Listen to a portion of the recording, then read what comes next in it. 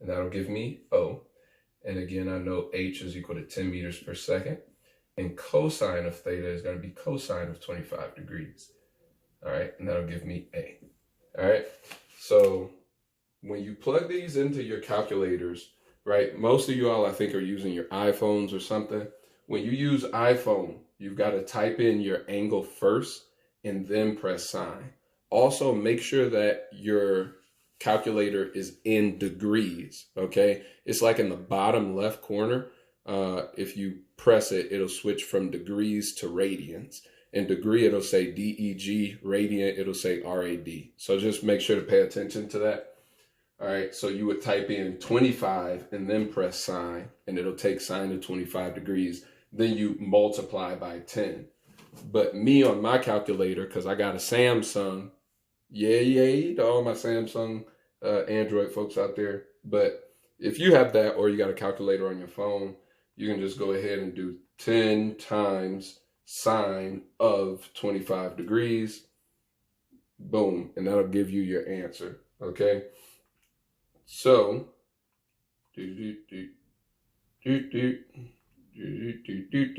so 10 times sine of 25 degrees is going to give you 4.22 or 4.226. So I'm going to round it up to 4.23.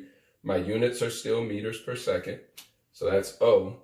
And then my adjacent side is going to be 10 times cosine of 25 degrees, which is going to give you 9.06 meters per second. Again, that's the only unit that was in the problem. So 9.06 meters per second and 4.23 meters per second. All right. So that's how you do that problem. All right. Now we got like 2 minutes left. So I'm going to quickly run through an example problem from your homework set. So let's see if we can get this done. So going over that first one, let's go over the second one. So we've got 62 newtons. All right, we got 32 degrees right here. And we're trying to figure out the component vectors. Okay, so we split it up just like we did before. Let me erase that, redraw that. Okay, so this is moving more that way than that way. So we're going to make one vector pointing that way, and then it's moving more that way than that way. So we're going to make the next line up like that. All right. So now we go ahead and make our little box 90-degree angle. Because we made that box, we can identify more easily what our hypotenuse is, because the hypotenuse is always across from the box. If I know my angle is 32 degrees here, I start at my angle and draw across. It intersects with the opposite side, so that's O. And then the last side I have left is adjacent, which I also know is adjacent because it's next to 32 degrees. Okay, now I have all my sides labeled. I can go ahead and write sine theta equals opposite over hypotenuse. Cosine theta is adjacent over hypotenuse, right? We're in step 3. I got to get O by itself. If I multiply both sides by H, it undoes the division. So I get O by itself. H sine theta equals O. If I multiply both sides by H, it undoes the division and gets A by itself. So H times cosine theta equals A.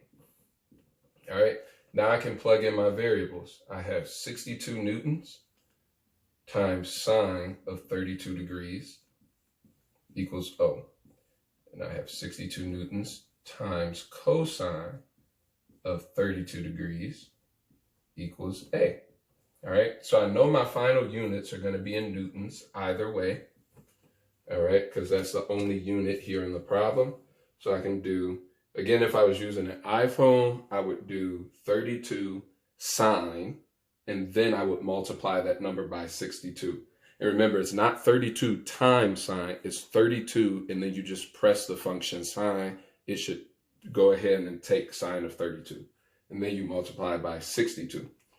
But on an Android or calculator, I do 62 times sine of 32 degrees. And that'll give me 32.85 newtons.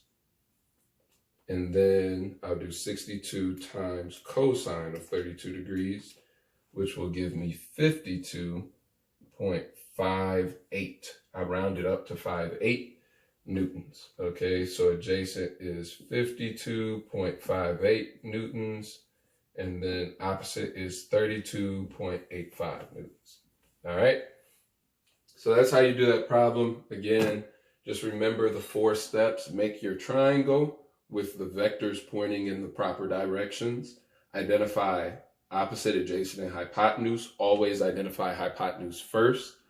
Go ahead and use sine and cosine to get O by itself and then get A by itself, and then plug in your variables to solve. All right, you all have a great one. Catch you next time.